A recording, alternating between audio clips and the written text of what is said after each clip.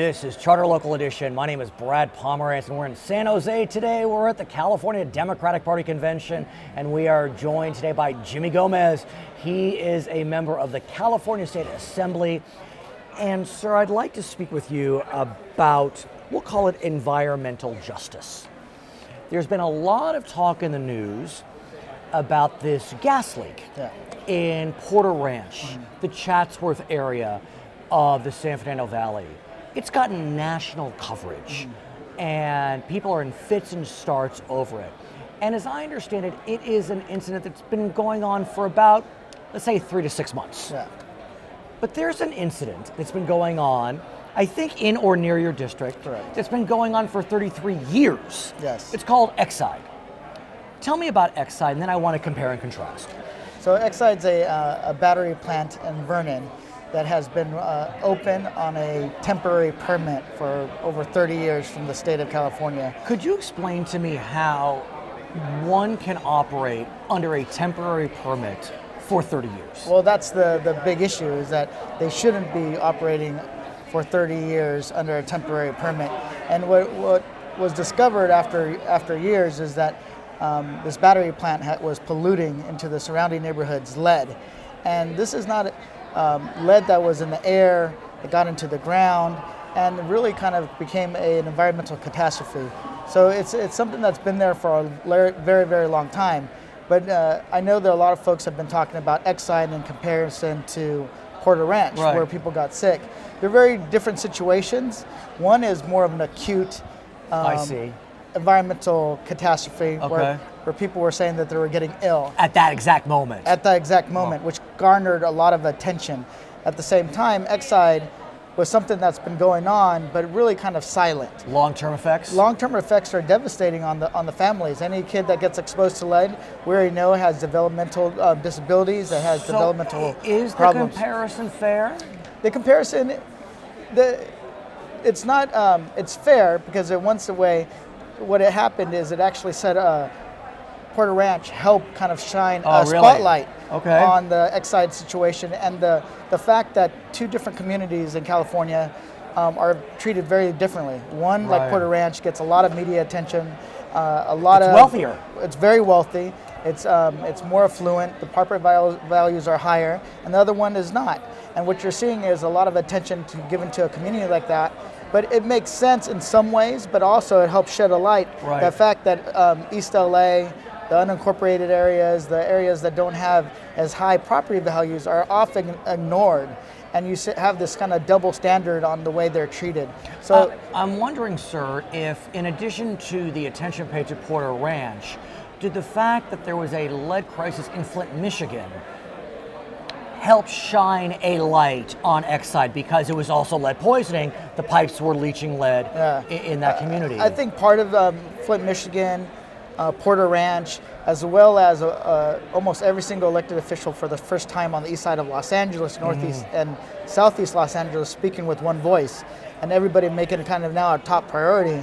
And what you saw is this echo chamber that I think the governor couldn't ignore. Right. But I got to commend him that he actually, we were asking for a lot less, and he put up a and lot let's more. talk about that. So you had been asking, you and your colleagues, for $70 million Correct. in kind of emergency funds. Yeah. He came back appropriating $176 million. Correct. Yeah. Appreciated, surely. Yeah. But as I understand it, you still need another $225 million minimum. Yeah. Is that accurate? Correct. The 176 is a down payment to test a lot of the homes, but we still need a lot more to clean them up. Because the only way you can clean them up is literally removing the soil and shipping it out. So how quickly does this happen? Well, the 176 million is a good start. I don't know the exact timeline on the cleanup, but it's for a long time we weren't even getting acknowledged. But we also have to acknowledge that in Porter Ranch, it was Southern California Edison, if I'm correct. Right.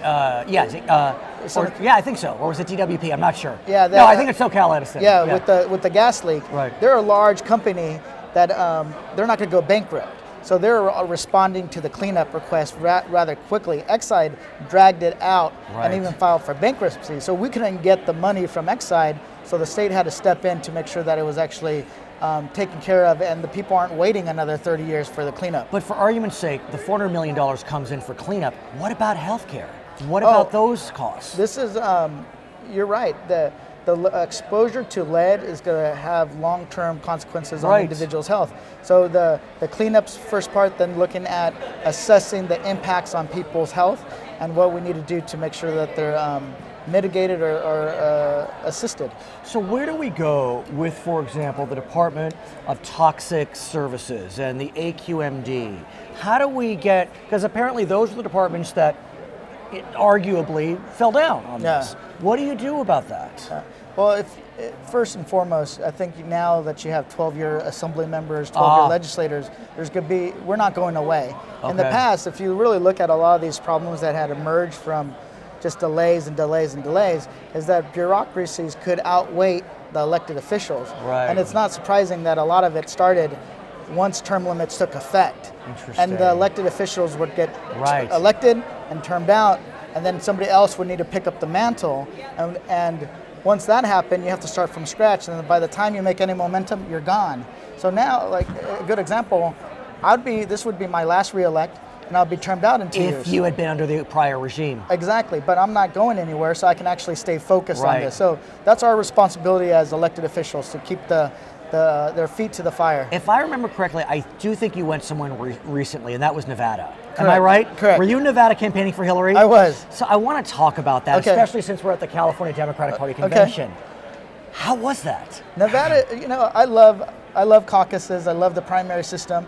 You get to see a flavor of the United States and then understand that democracy is very different from state to state. Sure. In 2008, I was actually campaigning for Hillary in 7 states and Puerto Rico. So I was all over. Wow. So this one was, I went back to Nevada this time, different as an elected official. Of course, surely. You don't need to knock on as many doors, but it's exciting because it's real people, face-to-face, deciding who they're going to support for president. What do they think about the fact that here's Jimmy Gomez and other members of the California legislature coming to Nevada on behalf of a candidate, whomever that candidate may be? They love it. Most of, Nevada and Las Vegas, it's a city of transplants. People move there from all over the country, if not the world, and even a lot from California. So anybody you talk to, they're usually from somewhere else. Right. And they like the fact that we still care about them. They get a lot of attention, and they like the fact that we go in there and spend money, right? Sure, so, no doubt.